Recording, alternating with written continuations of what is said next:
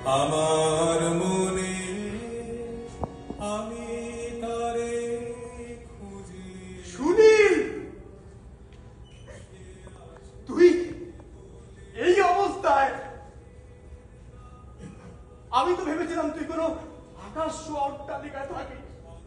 তোর মেধা, তোর আইকিউ, সেসব কি হলো? এই সুনীল, তুই তো একদিন অসাধ্য সাধন করতে পারতিস। তবে কেন এই ধুলো?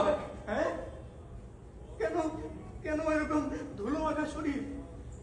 এই এই আমি কি তবে একাই লড়ে গেলাম? তুই কি মাঝপথে হাল ছেড়ে দিয়েছিলি? অনিমেষ, হাল আমি ছাড়িনি। তবে কিন্তু আমার জীবন আমাকে ছাড়েনি। জানিস, এখান থেকে বেরোনোর পর না আমি প্রথম 5 বছর পাগলের মতো লড়েছিলাম, কিন্তু ওই যে আমি তোকে বলেছিলাম না যে তদবির আর টাকা, আমার কাছে আমার মেধা, আমার প্রতিভা ছিল ঠিকই, কিন্তু সুযোগ দেওয়ার মতো কেউ ছিল না। জানিস, আমি একটা ছোট্ট কারখানায় কাজ নিয়েছিলাম। আমি ভেবেছিলাম আমি নিজের মেধায় সেটাকে অনেক বড় করে তুলবো, কিন্তু ওই মালিকের দুর্নীতি ধরতে গিয়ে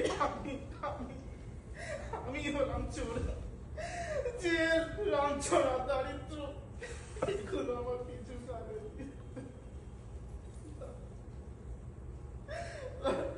তারপর তারপর তারপর একে একে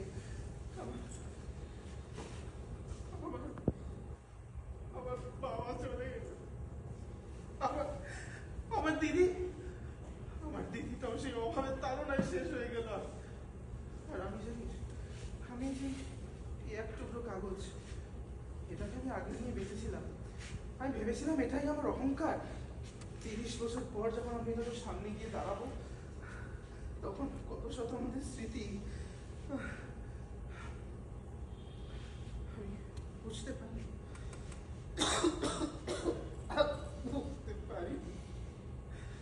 আমার সেই বন্ধু অনিমেষ, তোর আভিজাত্য আমাকে ভিখারি ভেবে তাড়িয়ে দেবে আমি বুঝতে পারিনি। সুনীল, তুই আমাকে ক্ষমা করে দিস।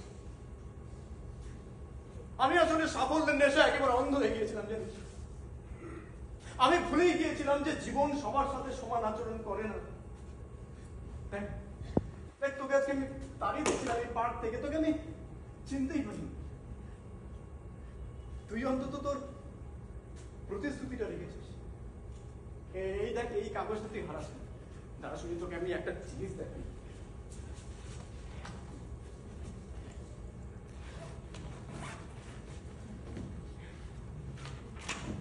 কি করছিস? আমি এই কাগজটাকে হারাইনি শুনি। আমি ভেবেছিলাম এটা আমাদের বন্ধুত্বের অহংকার। ঠিকই তো শুনি, এই দুটো কাগজ তো আমাদের বন্ধুত্বের শেষ সম্বল ছিল।